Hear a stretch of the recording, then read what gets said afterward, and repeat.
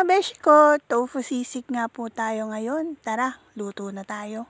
So ayan nga po, nagtitipid na naman tayo kasi alam nyo na, pasokan na naman.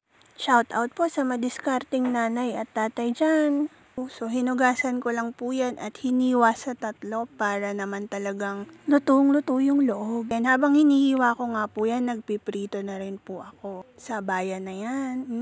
So ayan, discard na naman po tayo ng matipid na ulam, pero masarap. And ayan po, tinost lang po natin yung unang batch para naman po iba-iba po yung texture ng ating kinakain. Uy! Ano ba naman? Texture.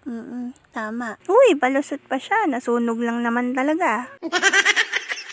So, toasted po yung first batch. Tapos po yung mga susunod na batch, hindi na po masyadong toasted. Para naman po medyo, alam niyo yun, merong crunchy, tapos meron naman pong sakto lang. So, ayan, iprito lang po natin lahat yan at ihanda na po natin yung mga gagamitin gaya ng sili, sibuyas, at saka luya. Pwede ka naman magdagdag, depende na lang sa kung ano pang gusto mong idagdag dyan. Pwede kang maglagay ng siling green, pwede ka pang magdagdag ng anghang. Kaso nga lang may mga bagets, kaya hindi ko na dinagdagan yung masyadong maraming sili. Yan, pwede ka rin pong maglagay ng puting sibuyas. Depende na lang po yan sa kung ano po yung preference mo. Lagyan mo rin ng electric fan, tsaka washing machine. Huy, walang ganon. Tapos, hiwain lang po natin ng maliliit yung ating tokwa. Nagawa nyo na rin po bang ganitong klase ng luto sa tokwa? Try nyo po. Yung mga hindi po mahilig sa tokwa or hindi po kumakain ng tofu, pwede nyo po itong subukan. Pwede din po siyang alternative sa meat, kagaya po sa mga nagda-diet. Pwede nyo po siyang itry. Very healthy po siya kasi hindi nga po siya gawa sa meat.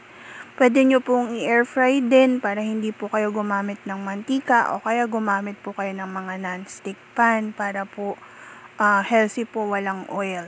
Ayan, at medyo mainit nga po. Ayan, mainit nga po. Paso tayo. Huy, na ba naman? Tapos siya, nagpainit na lang din po ako ng kawali. Hindi yung pinagprituhan natin kaninang mantika. Ayun na lang din po yung gagamitin natin. Konti lang naman po yung kailangan na natin dito. Tapos, lutuin lang natin yung luya, at saka po yung sibuyas, and then yung sili. Pwede din pong wag lutuin yung sibuyas. Yung hilaw lang po yung sibuyas, at saka po yung mga panimpla. Masarap din po yun, na-try ko na. Pwede nyo pong wag lagyan ng luya kung hindi nyo gusto yung lasa nun. Pero try nyo rin po, masarap talaga siya. Promise. Hindi yun dahil ako nagluto ha. So ayan, nilagyan na lang din po natin ng toyo. Uy, toyo ko, baka naman. Tsaka po konting MSG, and then asin, paminta. Nilagyan ko rin po ng konting sugar, pambalance lang po ng lasa. Tapos sinalo lang. Lagyan natin yan ng suka. Pwede rin naman pong kalamansi juice. Yan, lemon. Ayan, nilagyan lang po natin ng konting mayonnaise.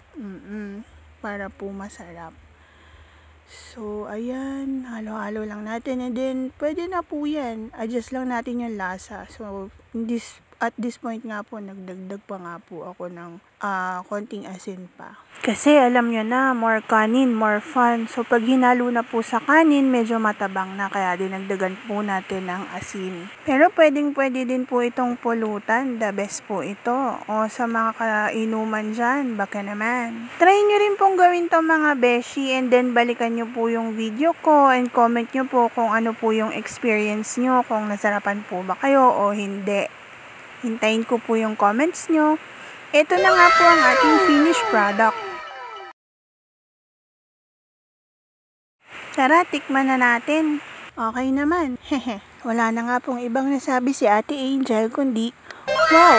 O paano, galit-galit muna at nagmamadali na po ang baby Aaron ko. Baka maubos niya nga po itong kapapapak. Kain na po tayo.